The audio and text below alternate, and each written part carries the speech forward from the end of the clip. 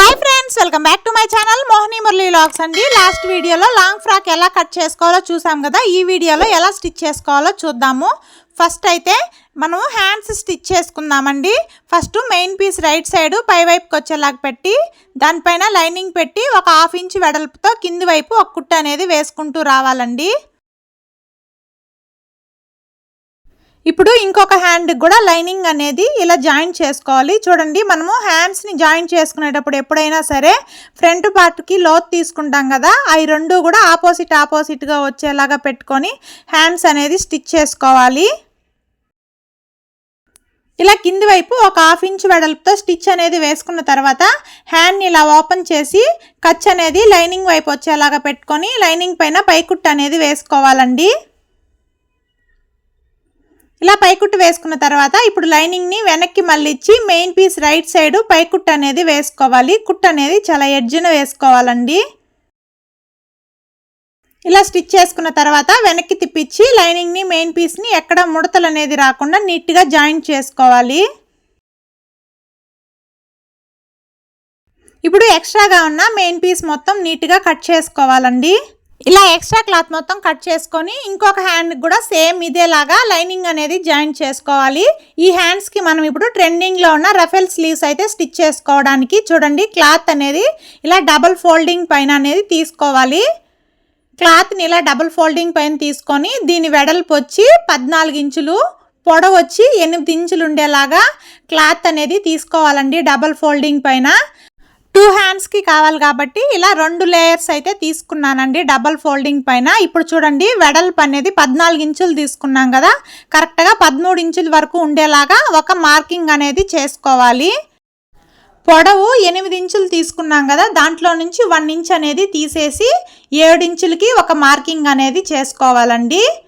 ఇప్పుడు మనం ఇక్కడ 13 ఇంచుల వరకు మార్కింగ్ చేసుకున్నాం కదా, అక్కడ డౌన్ కోసం ఇలా 3 ఇంచెస్ అయితే మార్కింగ్ చేసుకోవాలి. ఒకసారి మళ్ళీ చెప్తాను చూడండి, మనకి వెడల్పు వచ్చి 13 ఇంచెస్ కావాలండి ఈ రఫెల్ హ్యాండ్స్ కోసము. పొడవు వచ్చి 7 ఇంచెస్ ఒకవైపు, ఇటు సైడ్ వచ్చి 3 ఇంచెస్, ఒక సైడ్ 7 ఇంచెస్, ఒక సైడ్ 3 ఇంచెస్, వెడల్పు ఏమో 13 ఇంచెస్. డబల్ ఫోల్డింగ్ పైన క్లాత్ అనేది తీసుకున్న తర్వాత ఇప్పుడు ఇక్కడ మనం 7 ఇంచెస్ మార్కింగ్ చేసుకున్న దగ్గర నుంచి 3 ఇంచెస్ మార్కింగ్ చేసుకున్న దగ్గరికి ఇలా క్రాస్గా అనేది కలుపుకోవాలండి.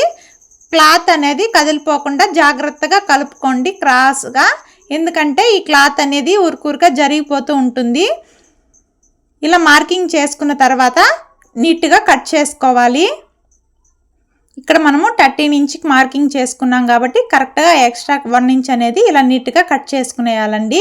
ఇలా కట్ చేసుకున్న తర్వాత ఇప్పుడు ఎలా స్టిచ్ చేసుకోవాలో చూద్దాము. ఫస్ట్ అయితే దీంట్లో నుంచి ఒక హ్యాండ్ కోసం ఫస్ట్ తీసుకుంటున్నానండి. క్లాత్ తీసుకొని మనము 7 ఇంచెస్ పొడవు మార్కింగ్ చేసుకున్నాం కదా, అటు సైడ్ అనేది ఇలా డబల్ ఫోల్డింగ్ చేసి స్టిచ్ చేసుకోవాలి. క్లాత్ని ఇలా నీట్గా డబుల్ ఫోల్డింగ్ చేసి స్టిచ్ చేసుకున్న తర్వాత దీనికి వెనకాల వైపు నుంచి ఇలా సమోసా లేస్ అనేది ఉంటుంది కదా ట్రయాంగిల్ షేప్లో, ఆ లేస్ అనేది పెట్టి స్టిచ్ చేస్తున్నాను. మీరు కావాలంటే బీడ్స్ హ్యాంగ్ అవుతూ ఉంటుంది కదా, అలాంటి టైప్లో ఉన్న లేస్ పెట్టుకుంటే ఇంకా బాగుంటుందండి చూడడానికి.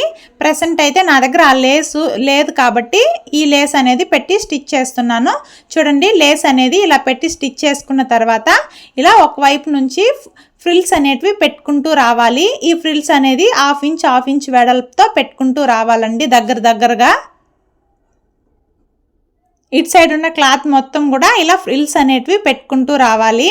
ఇలా పెట్టుకున్న తర్వాత ఇప్పుడు ఇంకొక సైడ్ కూడా సేమ్ ఇటు సైడ్ ఎలా అయితే ఫ్రిల్స్ పెట్టుకున్నామో అదే వైపుకి ఫ్రిల్స్ అనేటివి వచ్చేలాగా మళ్ళించుకొని పెట్టుకోవాలండి. ఇటు సైడ్ ఎంత వెడల్పుతో పెట్టుకున్నామో ఇటు సైడ్ కూడా అంతే వెడల్పుతో, అది ఎటు సైడ్ తిప్పి పెట్టుకున్నామో ఇటు సైడ్ కూడా అదే వైపుకి తిప్పి ఫ్రిల్స్ అనేటివి పెట్టుకోవాలి. ఇలా స్టిచ్ చేసుకున్న తర్వాత రఫెల్ హ్యాండ్ అనేది రెడీ అయిపోతుంది. ఇప్పుడు ఆల్రెడీ స్టిచ్ చేసి పెట్టుకున్న హ్యాండ్కి దీన్ని ఎలా జాయింట్ చేసుకోవాలో చూద్దాము. ఫస్ట్ అయితే మిడిల్ పాయింట్ అనేది మార్కింగ్ చేసుకోవాలి. హ్యాండ్కి మిడిల్ పాయింట్ దగ్గర నుంచి ఇలా 2 ఇంచ్కి ఒక మార్కింగ్ చేసుకోవాలి. 2 ఇంచెస్ మార్కింగ్ చేసుకున్న దగ్గర నుంచి మళ్ళీ టేప్ని ఇలా పెట్టి 3 ఇంచెస్కి ఒక మార్కింగ్ చేసుకోవాలండి. సేమ్ అదేలాగా ఇటువైపు కూడా 2 ఇంచ్కి ఒక మార్కింగ్, 3 ఇంచ్కి ఒక మార్కింగ్ అనేది చేసుకున్న తర్వాత ఆల్రెడీ స్టిచ్ చేసి పెట్టుకున్న రఫిల్ హ్యాండ్ని ఇలా మిడిల్లోకి ఫోల్డింగ్ చేసుకొని ఒక టక్స్ అనేది ఇచ్చుకోవాలి. ఇప్పుడు మనము 3 ఇంచ్ మార్కింగ్ చేసుకున్నాం కదా, అక్కడ నుంచి ఈ హ్యాండ్ని ఇలా పెట్టి పై వైపున స్టిచ్ చేసుకోవడం స్టార్ట్ చేసుకుంటూ రావాలండి. ఇలా స్టిచ్ చేసుకుంటూ వచ్చిన తర్వాత మనకి ఈ హ్యాండ్కి పెట్టిన మిడిల్ టక్స్ అలాగే మనము హ్యాండ్కి పెట్టుకున్న మిడిల్ పాయింట్ అనేది కరెక్ట్గా మిడిల్కి వచ్చేలాగా పెట్టి స్టిచ్ చేసుకోవాలి. ఇక్కడ మనకి క్లాత్ అనేది ఒక రవ్వ మిగులుతుందండి. ఆ క్లాత్ని మెల్లిగా ఒక ఫ్రిల్ వచ్చేలాగా అడ్జస్ట్ చేసుకొని ఫ్రిల్ అనేది పెట్టాలండి. మనము కరెక్ట్గా మిడిల్ పాయింట్ టక్స్ ఇచ్చుకున్నది హ్యాండ్కి మిడిల్ పాయింట్కి సమానంగా వచ్చేలాగా పెట్టుకోవాలి. ఇక్కడ క్లాత్ ఏదైనా ఎక్స్ట్రాగా అనిపిస్తే జస్ట్ చిన్నగా ఒక ఫ్రిల్ అనేది పెట్టుకోవాలి. ఇలా కరెక్ట్గా ఇటు సైడ్ కూడా 3 ఇంచ్ మార్కింగ్ చేసుకున్న వరకు ఈ హ్యాండ్ని ఇలా నీట్గా అడ్జస్ట్ చేసుకొని కుట్టుకుంటూ వచ్చినట్లయితే మనకి ట్రెండింగ్లో ఉన్న రఫెల్ హ్యాండ్స్ అనేటివి రెడీ అయిపోతుంది. చూడండి, సేమ్ ఇదేలాగా ఇంకొక హ్యాండ్ని కూడా మనము రెడీ చేసుకోవాలండి. ఇలా 2 హ్యాండ్స్ని కూడా రెడీ చేసి పెట్టుకున్నాం కదా. ఇప్పుడు బాడీ పార్ట్ని ఎలా స్టిచ్ చేసుకోవాలో చూద్దాము. ఫస్ట్ అయితే బాడీ పార్ట్ ఫ్రంట్ పార్ట్ అనేది తీసుకున్నానండి. తీసుకొని మనం హ్యాండ్స్కి ఏ లేస్ అయితే వేసామో అదే లేస్ని నెక్ చుట్టూ కూడా వేయాలి అనుకుంటున్నాను. లేస్కి రైట్ సైడ్ ఏదైతే ఉంటుందో అది లైనింగ్ వైపుకి వచ్చేలాగా పెట్టుకొని నెక్ చుట్టూ ఈ లేస్ని స్టిచ్ చేసుకుంటూ రావాలండి. ఇలా నెక్ చుట్టూ లేస్ అనేది స్టిచ్ చేసుకున్న తర్వాత మనము మెయిన్ పీస్ అనేది తీసుకొని ఈ మెయిన్ పీస్ పైన ఈ లైనింగ్ అనేది మనం లేస్ ఏదైతే కుట్టుకున్నామో ఆ లేస్ని ఇలా ఆపోజిట్గా వచ్చేలాగా పెట్టుకోవాలి. మెయిన్ పీస్కి లైనింగ్కి మధ్యలో లేస్ అనేది వచ్చేలాగా పెట్టుకొని ఎక్కడా కూడా నీట్గా కదలకుండా ఉండడానికి ఇలా పిన్స్ అనేటివి పెట్టుకొని నెక్ చుట్టూ ఒక 1/2 ఇంచు వెడల్పుతో ఒక కుట్టు అనేది వేసుకుంటూ రావాలి. మీరు డైరెక్ట్గా కుట్టుకుంటాను అంటే కూడా కుట్టుకోవచ్చండి. మనకి ఈ జార్జెట్ క్లాత్ అనేది ఊరికూరికే జారిపోతూ ఉంటుందని నేను ఇలా పిన్స్ పెట్టి సెక్యూర్ చేసుకొని నెక్ అనేది స్టిచ్ చేసుకున్న తర్వాత ఇప్పుడు మిడిల్లో ఉన్న ఎక్స్ట్రాగా ఉన్న మెయిన్ పీస్ మొత్తం నీట్గా కట్ చేసుకొని నెక్ చుట్టూ చిన్న చిన్న కట్స్ అనేది ఇచ్చుకుంటున్నాను, నెక్ షేప్ అనేది పర్ఫెక్ట్గా రావడానికి. ఇప్పుడు లైనింగ్ని వెనక్కి మళ్ళించి main piece right side neck చుట్టూ పైకుట్టు అనేది వేసుకోవాలండి. ఇలా వేసుకునేటప్పుడు లైనింగ్ అనేది పై వైపుకి కనిపించకుండా నీట్గా అడ్జస్ట్ చేసుకుంటూ మెయిన్ పీస్ని నెక్ చుట్టూ పైకుట్టు అనేది వేసుకోవాలి. ఇలా స్టిచ్ చేసుకున్న తర్వాత ఇప్పుడు వెనక్కి తిప్పించి లైనింగ్ని మెయిన్ పీస్ని జాయింట్ అనేది చేసుకోవాలండి. ఇలా జాయింట్ చేసుకునేటప్పుడు క్లాత్ అనేది ఎక్కడ కూడా ముడతలు అనేది రాకుండా నీట్గా అడ్జస్ట్ చేసుకుంటూ మనము లైనింగ్ని మెయిన్ పీస్ని జాయిన్ చేసుకోవాలి. ఎందుకంటే ఇలాంటి జార్జెట్ క్లాత్లు లాంగ్ ఫ్రాక్ స్టిచ్ చేసేటప్పుడైనా బ్లౌజులు స్టిచ్ చేసేటప్పుడైనా సరే మనకి ఊరికూరిగా జరిగిపోతూ ఉంటాయండి. అలాంటప్పుడు మనం నీట్గా అడ్జస్ట్ చేసుకొని స్టిచ్ చేయకపోతే గుళ్ళగా వచ్చేస్తుంది లైనింగ్ మెయిన్ పీస్ అనేది. అలా కాకుండా ఉండాలంటే జాగ్రత్తగా చూసుకొని కుట్టుకోవాలి. ఇలా చుట్టూ లైనింగ్ని మెయిన్ పీస్ని జాయిన్ చేసుకున్న తర్వాత ఎక్స్ట్రాగా ఉన్న మెయిన్ పీస్ మొత్తం నీట్గా కట్ చేసుకోవాలి. నేను ఎప్పుడైనా సరే లైనింగ్ కరెక్ట్గా కట్ చేసుకుంటాను, మెయిన్ పీస్ అనేది కొంచెం ఎక్స్ట్రాగానే కట్ చేసుకుంటానండి. ఎందుకంటే మనం స్టిచ్ చేసేటప్పుడు అటు ఇటు అయినప్పుడు మెయిన్ పీస్ అనేది తక్కువ వచ్చింటే మనం అతుకులేస్తే చూడడానికి బాగుండదు. కాబట్టి ఇప్పుడు సేమ్ ఇదేలాగా బ్యాక్ పార్ట్ కూడా లైనింగ్ అనేది జాయిన్ చేసుకోవాలండి. మనం ఫ్రంట్ పార్ట్కి ఎట్లయితే మెయిన్ పీస్ని ఇలా రివర్స్ చేసుకొని నెక్ చుట్టూ పైకుట్టు అయితే వేసామో సేమ్ అదేలాగా బ్యాక్ పార్ట్ కూడా లైనింగ్ని జాయిన్ చేసుకున్న తర్వాత బ్యాక్ పార్ట్కి డాట్స్ అనేది పట్టుకుంటున్నాను. ఇలా డాట్స్ పట్టుకోవడానికి షోల్డర్కి మిడిల్లో పట్టుకొని 1/2 ఇంచ్ వెడల్పు 4 ఇంచెస్ పొడవు ఉండేలాగా బ్యాక్ డాట్స్ అయితే పట్టుకోవాలి. సేమ్ ఇదేలాగా ఇంకొక వైపు కూడా బ్యాక్ డాట్స్ అనేది పట్టుకుంటున్నానండి. ఇప్పుడు బ్యాక్ పార్ట్కి పట్టుకున్నాం కదా, ఇప్పుడు ఫ్రంట్ పార్ట్ కూడా సేమ్ అదేలాగా షోల్డర్కి మిడిల్లో పట్టుకొని 1/2 ఇంచ్ వెడల్పు 4 ఇంచెస్ పొడవు ఉండేలాగా బ్యాక్ డాట్స్ అయితే పట్టుకుంటున్నాను. ఇలా 2 పార్ట్లకు కూడా డాట్స్ అనేది పట్టుకున్న తర్వాత ఇప్పుడు ఫ్రంట్ పార్ట్కి బాటమ్ పార్ట్ని ఎలా జాయిన్ చేయాలో చూద్దాము. ఫస్ట్ అయితే ఫ్రంట్ పార్ట్ని ఇలా మిడిల్లోకి ఫోల్డింగ్ చేసుకొని ఒక టక్స్ అనేది ఇచ్చుకోవాలి. సేమ్ అదేలాగా బాటమ్ పార్ట్కి కూడా ఇలా మిడిల్లోకి ఫోల్డింగ్ చేసుకొని ఒక టక్స్ అనేది ఇచ్చుకున్న తర్వాత ఈ 2 టక్స్లు కూడా సమానంగా మిడిల్లోకి వచ్చేలాగా పెట్టుకొని మనము మిడిల్ దగ్గర నుంచి బాటమ్ పార్ట్ని బాడీ పార్ట్ని జాయిన్ చేసుకోవాలి. ఇలా జాయిన్ చేసుకున్నట్లయితే హెచ్చు తగ్గులు అనేటివి రాకుండా నీట్గా ఉంటుందండి స్టిచ్ చేసేదానికి. మనం అట్లా కాకుండా ఒకవైపు నుంచి స్టిచ్ చేసుకుంటూ వస్తే మనం కుట్టేటప్పుడు క్లాత్ అనేది సాగిపోయినా అలాంటప్పుడు కూడా క్లాత్ అనేది ఎక్కువగా వచ్చేస్తుంది ఒక్కొక్కసారి ఒక్కొక్క వైపు. అలా కాకుండా ఉండాలంటే ఎప్పుడు కూడా సరే మనము మిడిల్ నుంచి జాయింట్ చేసుకుంటే ఫినిషింగ్ కూడా చాలా నీట్గా ఉంటుంది. ఇప్పుడు ఇంకొక వైపు కూడా మిడిల్ నుంచి ఇలా ఇంకొక వైపుకి జాయింట్ అనేది చేసుకున్న తర్వాత ఇప్పుడు లైనింగ్ని కూడా తీసుకొని మిడిల్లోకి ఫోల్డింగ్ చేసుకొని ఒక టక్స్ ఇచ్చుకోవాలి. దీన్ని కూడా సేమ్ అదేలాగా మిడిల్ నుంచి ఒకవైపు జాయింట్ చేసుకున్న తర్వాత మళ్ళీ వెనక్కి తిప్పి ఇంకొక వైపు కూడా జాయింట్ అనేది చేసుకోవాలండి.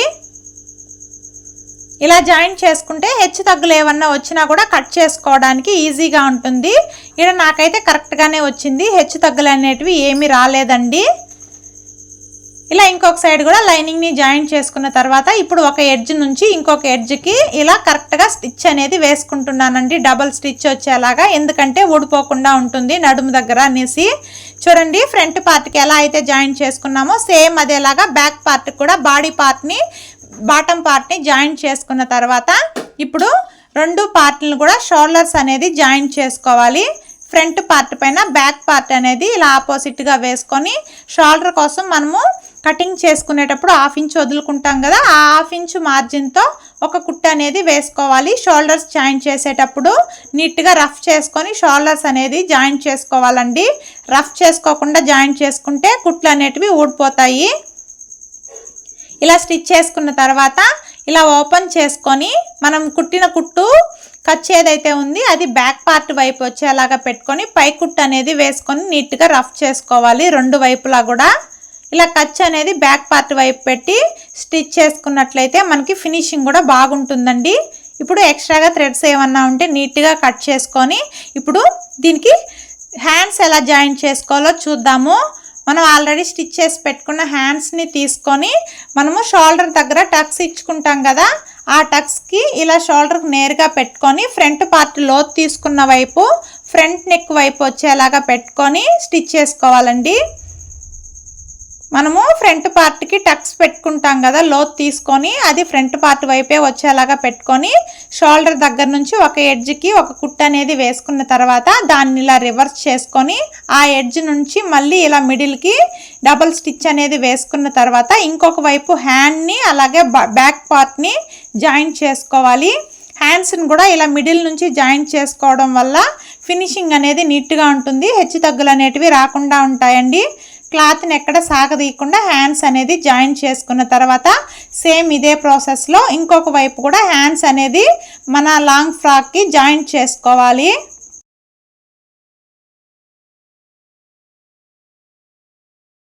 ఇలా రెండు వైపులా కూడా హ్యాండ్స్ జాయింట్ చేసుకున్న తర్వాత సైడ్ జాయింట్స్ ఎలా చేసుకోవాలో చూద్దాము. రఫెల్ హ్యాండ్ అనేది ఇలా లోపల వైపుకి లాగేసినట్టు పెట్టుకొని హ్యాండ్ని ఇలా మిడిల్లోకి ఫోల్డింగ్ చేసుకొని కింది వైపు హ్యాండ్ లూస్ అనేది మార్కింగ్ చేసుకోవాలి.